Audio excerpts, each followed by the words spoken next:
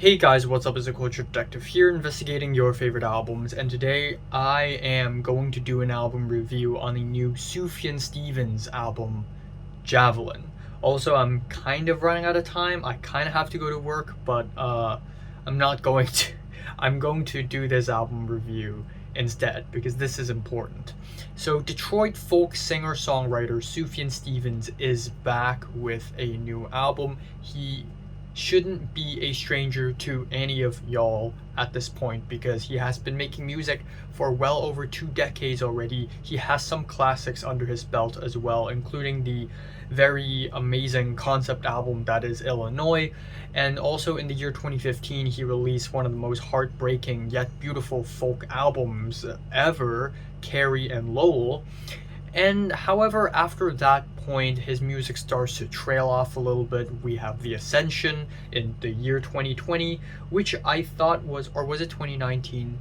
I think it was 2019. I thought it had some really good singles, one of which ended up being one of my favorite songs of that year, but still, musically, it's just nowhere near as strong as the older Sufjan Stevens stuff. Following that, we have the 5 ambient albums that got released during the quarantine era, and that's understandable, but none of these ambient albums really stood out to me at all. However, 2 years ago he released A Beginner's Mind, which is a bit of a return to form. It is a gorgeous album with a lot of very catchy and well-written tracks, so obviously it's really cool to see Sufjan Stevens returning to form. And then we have 2023, which is not a very good year for Sufjan. Not really, because earlier this year he is diagnosed with a rare autoimmune system disease called the Guillain-Barré syndrome. I'm sorry if I mispronounce it. And then on top of that, we have the tragic passing away of his late partner Evan Richards IV. And obviously it had given him a certain emotional impact and a certain drive to write and release a new album by the name of Javelin. And just like Carrie and Lowell, this isn't just a pure sadness type of album. In fact, this album is even brighter and even more blissful and lively than most other Sufjan Stevens project, which really, I guess, adds a new spin to these tragic incidents that happened in Sufjan Stevens' life in this year so far, and also in the past couple of years as well. And what happened as a result is Javelin, which I'm just gonna go out there and just say it.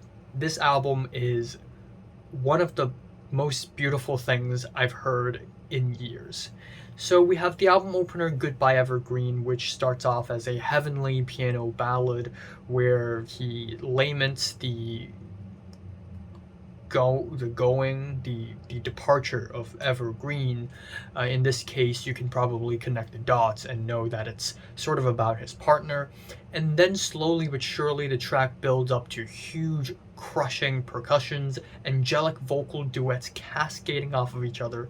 It is emotionally overwhelming, and then the track sort of ventures into IDM territory with sequence beats and sweet flutes, but these sequence beats never really clash with the rustic or organic instrumentations at all. In fact, it helps it and makes it feel even more colorful and blissful and modern, and it's so freaking emotionally overwhelming. I actually straight up teared up when I was listening to this track earlier this morning. And the lyrics is wonderful and painful to read as well. Something just isn't right. I cut from the inside. I'm frightened of the end. I'm drowning in self-defense. Now punish me. Think of me as what you will. I grow like a cancer. I'm pressed out in the rain. Deliver me from the poisoned pain. And then the second track is called A Running Start, which is a youthful, lively, finger-picked guitar tune with gorgeous woodwinds where he essentially recalls beautiful memories with his partner. And this track is so gorgeous. It's like I randomly wandered into the Garden of Eden or something, especially near the end with the changing keys and the shuffling percussions and the la la la's. Really make this extremely heavenly. Following that, we have Will Anybody Ever Love Me, which is a track where he wonders if anybody will love him without any grievances. I love the hooky chorus, the soft harmonies, the watery smooth guitars. This is a fantastic single. I wasn't a huge fan of this track at the beginning, but it really, really grew on me. Okay. Then we have Everything That Rises. Unfortunately, I think this is like my least favorite track.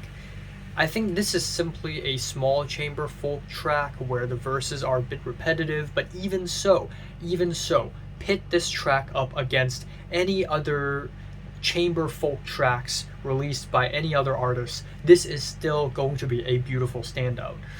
But following that, we have, in my opinion, one of the highlights of the album, Genuflecting Ghost, where we have the rising melodies during the verses. Sufjan Stevens' vocal delivery is masterful. It's almost like he's a leader of sorts, bringing all these strings and pianos and percussions and vocal duets sort of rising with him together. The hand drums are rustic, the vocals are angelic. It is absolutely gorgeous, fluttering with colors. And then again with the lyrics, they're really well written and moving. Rest assured, empires will fall, insecure, restless and small, sacred word, bind me, insult, as I praise your name. Ouch. Then we have My Red Little Fox, which is a quiet and muted piano tune with harmonizing flutes. It's really autumn flavored, it's really fall coded, which is perfectly in time given that it's October and it's going to be autumn, aka fall soon.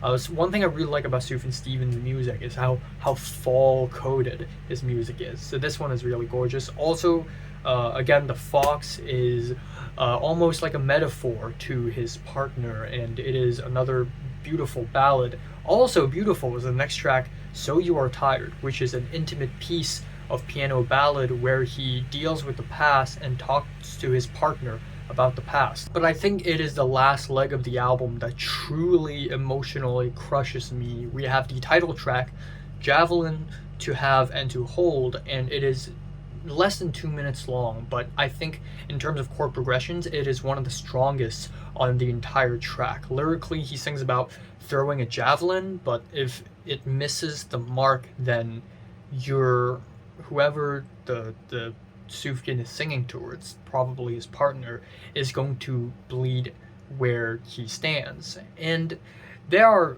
a million ways to analyze this metaphor. Like, what does the javelin mean? Is it being overly caring, overprotectiveness, or is it the opposite? Is it ignorance? We don't really know for sure, but what essentially this track gives me is the amount of emotional anguish and just the amount of love that Sufjan has for this moment, for this track, and it is amazing. We have the moving choir vocals and the string keyboards. It feels like a song that plays after a really dark moment in a movie or something.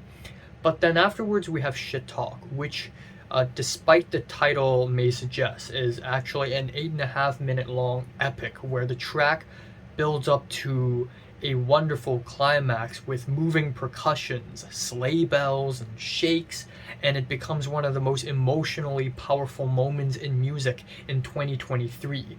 And we have Hold Me Tightly, Lest I Fall, and other repeated refrains like No, I Don't Want to Fight at All. Like, the second half of the track is basically filled with this refrain, and then afterwards it just plummets and falls into this bed of soft synths. It's like a calm after a very ugly cry, and it's absolutely insane. Like, I was just sitting still and I don't know how to react at all after listening to this track because it's just so freaking overwhelming. So the album ends off with There's a World, which is the cool down to the climax. That is the last track, and it's the very much needed 2.5 minute long cool down. It is soothing, and calming, and pretty much the only best way to end the album off. So yeah, damn.